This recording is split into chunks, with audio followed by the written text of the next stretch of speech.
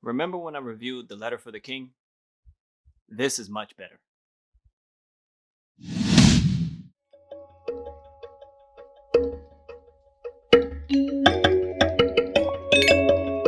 Hello, welcome to Just My Thoughts. I'm your host, Khaleel Ward. On this episode, I'll be talking about Cursed. It's a new Netflix show.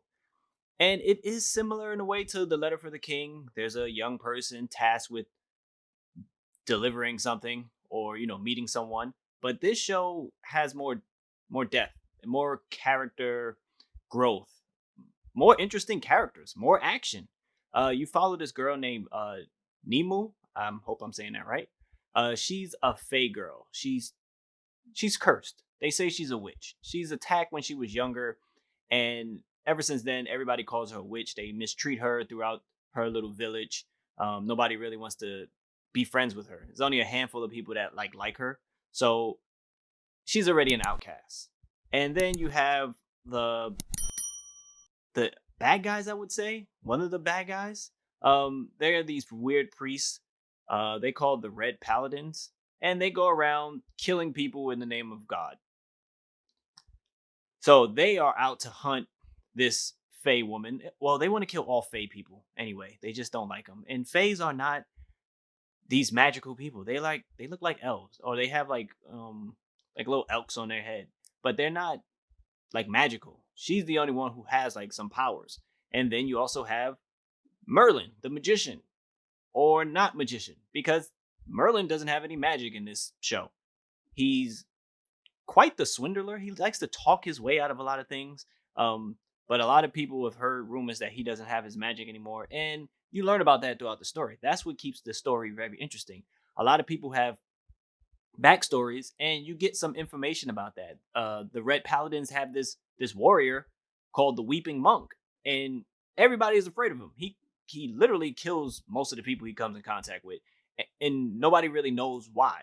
But we get some information on him as well, and it again, it's not the best acting. The sword fighting is not the best, but the show is interesting. It's a slow start, and you follow the Fey girl around Nimue, and she uses her powers a little bit. She can move like the forest around to choke people who bother her, and that's nothing. She gets this sword. It's the sword of power, and when the show starts, it mentions like King Arthur, and this is supposedly before King Arthur, when the sword chooses a woman instead, and the sword is super strong, and every time she takes it out, it has this glow to it and this sound to it, and people are really afraid of it. And she does take down a lot of people, a lot of Red Paladins in this show with her weird sword skills.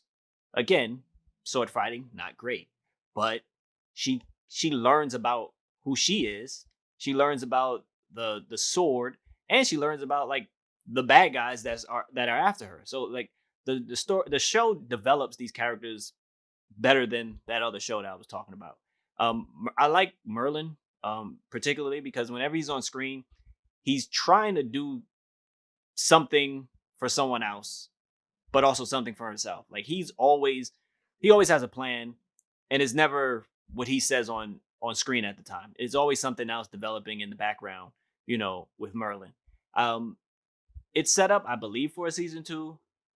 There's another bad person in this show, and she's kind of annoying. It's one of those characters I just don't like. But she just shows up all the time at the wrong time, and I'm like, this woman again. But she plays a major part in the show. It's not gonna be for everybody because it starts so slow. Like the first two episodes are really really slow. But as she goes on her adventure, when she gets the sword and she runs into different characters, I think it's I think it's a good show to check out. There's also Arthur in this show, and I don't know if they did that on purpose. With King Arthur supposed to be after this uh particular woman, but he tries to be brave, but he's kind of a jerk at first, but he does come around later on in the season, as it goes along.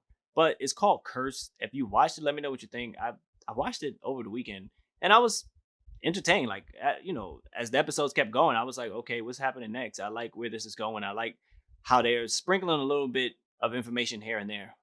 Again, much better than that other show I reviewed. But if you like stuff like this, if you like the King Arthur story and swords and you know knights, this is a show for you.